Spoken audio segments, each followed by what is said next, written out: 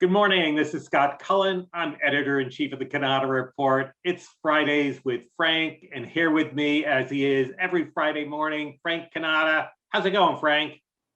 I'm doing just great, Scott. I hope you're doing the same. I am. It's always a great day when it's a Friday and the weekend is approaching. Yes, So it is. we have just finished receiving all the responses to our annual survey.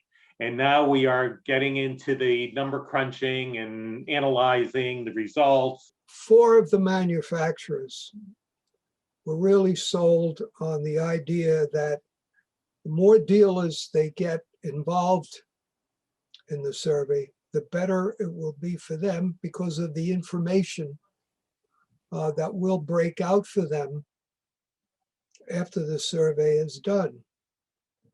They're going to get a real hard look at how their dealers failed on average. This is all about collective information. We say this is what they did, and this is how it compares to the prior years, the prior 2 years.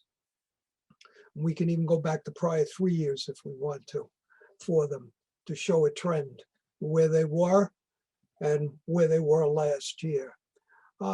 I think that is the most important thing that we will provide.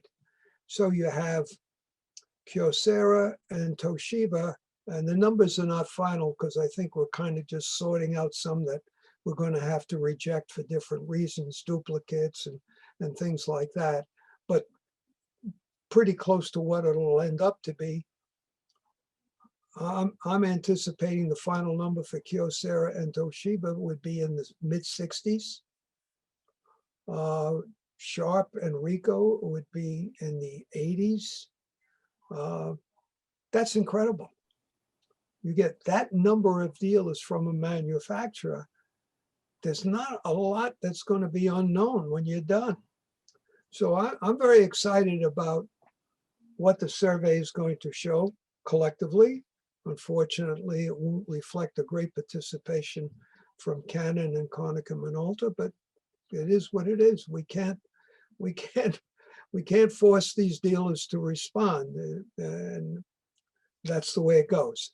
I think they missed out on a golden opportunity because they could pick up those 2 issues and really use it as a benchmark and say, hey, look how the Konica Minolta dealers performed in 2019, and look how they performed in 2020. You're not comparing, I think and again, it could be off by a couple of numbers. I think both Canon and Konica Minolta numbers were in the mid-30s. Might be 38, something like that, 36. It's not an insignificant number, but nothing compared to what we receive from the other 4 companies. And it's unfortunate that we have to go to manufacturers to provide an incentive for dealers to participate.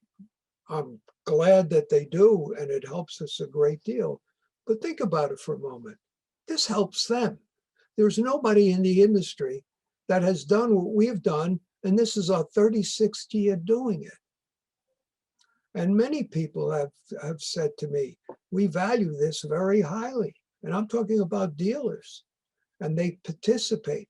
But the number is not consistent and not strong unless somebody is pushing it either with an incentive or just saying flat out to their dealers, this is important to us.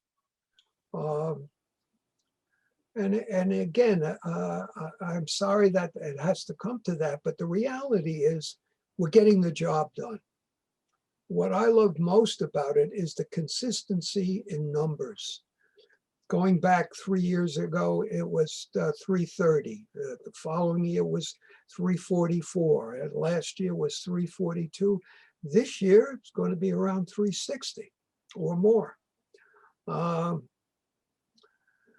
I couldn't be more pleased because then you're looking at comparable numbers and you can show a lot of different things in terms of performances.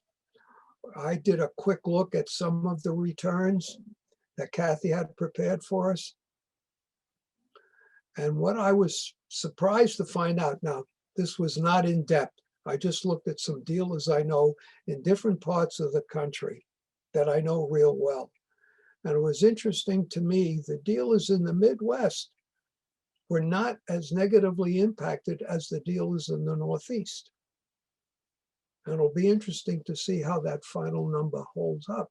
But I think that's going to be something that we can take a real hard look at, because with 360 dealers or more, that's a lot of data. And I'm really looking forward to it.